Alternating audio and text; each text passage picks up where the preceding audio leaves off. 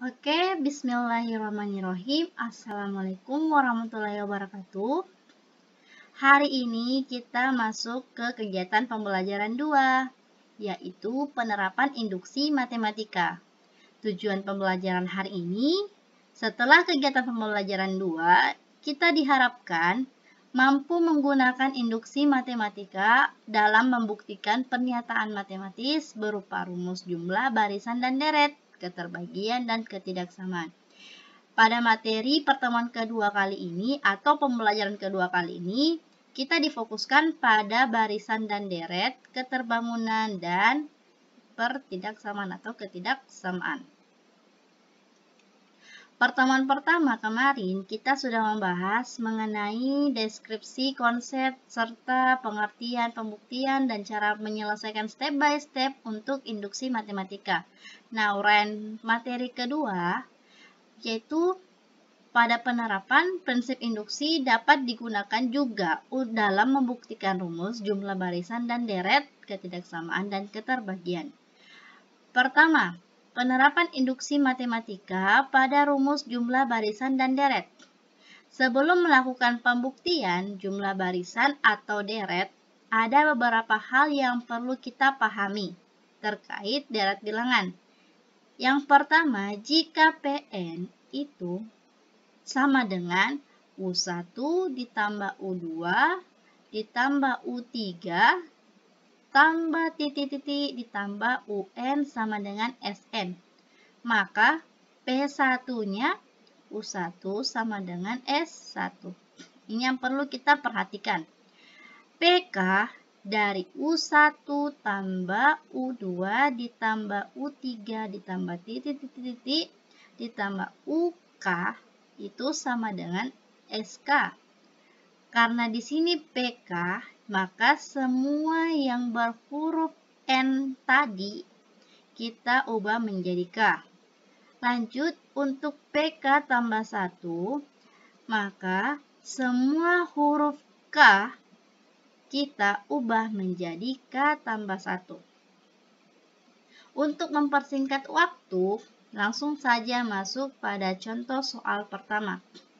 Gunakan induksi matematis dalam membuktikan bahwa rumus jumlah berhingga dari deret aritmatika dengan suku pertama A dan B adalah titik-titik. Kita lihat di sini saya mau kasih perbesar supaya saya mempunyai bidang untuk menulis. Nah, kita perhatikan untuk soal dari A tambah B ditambah A tambah 2B ditambah titik-titik ditambah dalam kurung A tambah N kurang 1 kali beda. Nah, di sini saya mau bertanya. Untuk rumus UN itu salah. Di sini saya mau kasih perbab tulisan. Rumus UN itu sama dengan A ditambah N kurang 1 kali beda.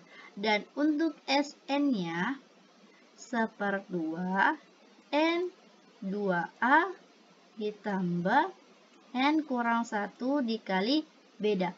Ini sudah kita pelajari dulu waktu SMP, kalau saya tidak salah. Dan ini barisan dan deret masuk pada kelas 9 kalau saya tidak salah ingat. Nah, untuk UN kalian masih ingat A ditambah N kurang 1 kali beda. Ini rumus untuk aritmetika atau barisan dan deret. Dan untuk jumlahnya, jumlah barisan pertama itu seperdua N dikali 2A ditambah N kurang 1 kali beda. Kemudian mungkin ada yang bertanya, ini Bu dari mana didapat? Nah, gunakan induksi matematika karena di sini yang kita tandai yaitu deret aritmatika. Sedangkan ini yang perlu diperhatikan juga untuk menerapkan induksi dalam rumus barisan dan deret. PN, P1, PK, dan PK tambah 1. Jawabannya, misalnya Pn itu sama dengan A ditambah A kali B.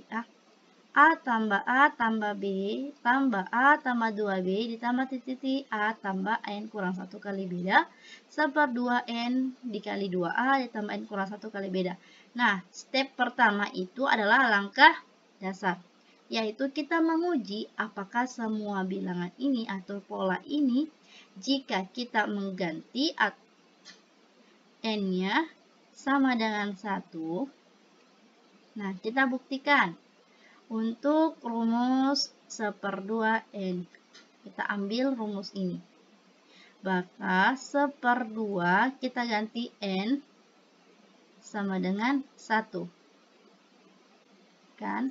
N sama dengan 1, maka seper 2 kali 1 dikali 2 kali 1 ditambah dari sini tambah 1 kurang 1 dikali beda atau bedanya itu kali beda. Beda itu adalah B kurang A atau kali beda kan? Beda. Nah, masuk seper 2 dikali 1, maka tetap 1. 2 kali 1, 2 ditambah 1 kali beda 1B dikurang 1B, ya kan? Sama dengan ini habis, maka kita bagi di sini 1, maka benar N-nya itu sama dengan 1. Sehingga pernyataan langkah dasar ini bernilai benar. Lanjut, untuk langkah induktif. Untuk N sama dengan K itu sebarang bilangan asli P. Sebarang bilangan yaitu sembarang bilangan. PK adalah pernyataan. Polanya PK kita ubah N sama dengan K. N sama dengan K. Maka PK dari pola ini, PK sama dengan A ditambah A tambah B tambah A tambah 2B ditambah titik ditambah A ditambah K tambah 1. Nah, untuk N-nya tadi itu kita ganti K. Nah, ini yang kita ganti K. Nah, kita ganti N sama dengan K sehingga menjadi K kurang 1 kali beda sama dengan seper 2K dalam kurung 2K ditambah K kurang 1 kali beda. Nah, makanya kita di sini mengganti N-nya menjadi K. Untuk langkah induktif, semua huruf N yang terletak pada pola kita ubah menjadi huruf K. Itu syaratnya. Kemudian, lanjut. Nah, kita mengubah lagi PK tambah 1. Kan tadi udah N sama dengan 1. P sama dengan N sama dengan K. Kemudian K sama dengan K ditambah 1. Nah, untuk K tambah 1, maka A ditambah A ditambah B ditambah A tambah 2B ditambah titik ditambah A ditambah K kurang 1 kali beda ditambah A tambah K tambah 1. Ini sama seperti penjelasan pertama. Jika pola awal sampai dengan di sini itu menghasilkan K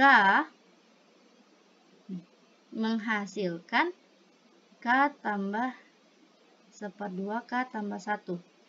Masuk A. Nah, masuk A tambah K tambah 1 dikali beda. Nah, ini masuk SN-nya. Lanjut untuk seper 2K dari sini kita jabarkan. Seper 2 K tambah 1 ini masuk ke sini. Nah, kita jabarkan. Seper 2 tambah K tambah 1 dikali 2A ditambah K tambah 1 itu dikurang 1 kali beda. Nah, kita jabarkan. Seper 2 K tambah 1. Ini kita kali masuk. 2A ditambah Ini kata kali masuk, berarti ini kan kita kali masuk 2AB ditambah K tambah 1-nya, maka KB ditambah B dikurang B. Nah, ini habis, sehingga 1/2 K tambah 1 menjadi 2A B tambah KB. Nah, ini dari sini. Oh iya, di sini saya ada keliru karena K tambah 1 dikali beda, berarti di sini 2A. 2A ditambah ini tidak masuk. Nah, ini seperti ini. Nah, jadi di sini saya hapus B-nya, sehingga hasilnya 2A ditambah KB ini sama dengan ini. Nah, dari ruas PK tambah 1 diperoleh. Dari pola ini saya tandai ini adalah N sama dengan K. Masuk A ditambah K tambah 1 kurang 1 kali beda. Nah, kalian bisa lihat untuk penjabarannya, untuk NK masuk pada rumusnya yang di bawah tadi. Nah, untuk NK itu hasilnya 1/2 N ditambah 1/2 N kali 2A ditambah N kurang 1 kali beda, atau bisa disingkat dengan rumus Sn. Apakah sama? Nah, sama kan? 1/2 K kali 2A ditambah K kurang 1 kali B. Ini adalah rumus Sn. Karena kita udah ubah NK-nya. N sama dengan K. Jadi, ini kita kasih pindahkan A ditambah K tambah 1 kurang 1 kali beda. Nah, dikali masuk 1/2 K. Kemudian, kita kali masuk K kali B, KB. Kemudian K kali 1, K kurang 1, berarti hasilnya 6. Saya jabarkan lagi. Saya hapus dulu. Di sini kita masukkan 1/2 K kali 2A ditambah K kurang 1 kali beda ditambah A ditambah K tambah 1 kurang 1 kali beda. Nah, di sini saya kasih besar lagi supaya lebih banyak ruang untuk menulis. Lanjut, dari 1/2 K ini kita kali masuk dulu yang bisa dikali masuk. Nah, 1/2 K kita kali masuk.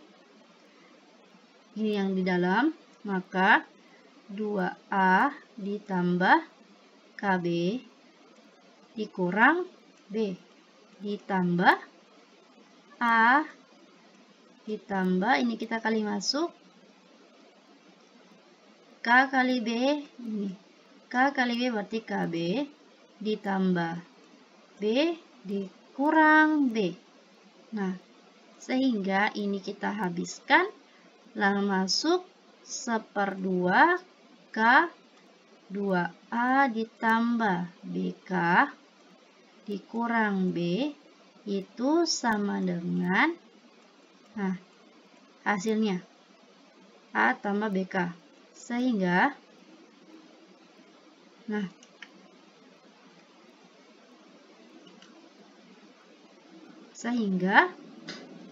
kita masukkan 1/2. Nah, di sini ada, sini bisa dijabarkan. Nah, ini habis, maka hasilnya KA atau AK. AK aja lah. Nah, di sini AK ditambah, ini habis, maka 1/2 BK kuadrat dikurang 1/2 BK atau KB ditambah A ditambah KB. menjadi 1/2 atau AK ditambah 1/2 BK kuadrat ditambah 1/2 BK ditambah A. Ini KB dengan masuk ini. Jadi sisa 1/2 BK. Ya kan? Minus 1/2 KB itu ditambah A ditambah KB menjadi AK ditambah 1/2 KB ditambah 1/2 BK ditambah A. Kita kasih keluar 1/2-nya. Menjadi 2AK karena kita kali 2. Berarti di sini masuk 1/2. Nah, dikali 2 ditambah BK kuadrat, ini kuadrat, ditambah 2A ditambah KB. Nah, menjadi hasilnya 1/2, coba nih. 1/2 K tambah 1 kali 2A ditambah KB. Nah, kedua ruas dari PK tambah 1 itu sama. Maka PK tambah 1 bernilai benar. Maka langkah induktifnya ini selesai. Ini kemudian kita masuk pada penerapan induksi keterbagian. Sebelum kita mengkaji lebih jauh tentang penerapan induksi matematika pada keterbagian, perlu ditegaskan makna keterbagian dalam hal ini habis dibagi atau bukan hanya dapat dibagi. Yang perlu diperhatikan pernyataan A habis dibagi B, C bersinonim dengan A kelipatan B, faktornya A, B membagi A, seperti itu. Jika P habis dibagi A dan Q habis dibagi A, maka P tambah Q juga habis dibagi A. Sebagai contoh, 4 habis dibagi 2 dan 6 habis dibagi 2, maka 4 tambah 6 juga habis dibagi 2. Nah, untuk contoh 4, buktikan bahwa 7 pangkat N kurang 1 habis dibagi 6. Misalkan kita ambil PN-nya. PN-nya itu dalam pernyataannya 7N kurang 1 habis dibagi 6. Langkah dasarnya. P 1 kan, itu sama dengan 7N. Nah, 7 pangkat 1 itu 7. Nah, gitu.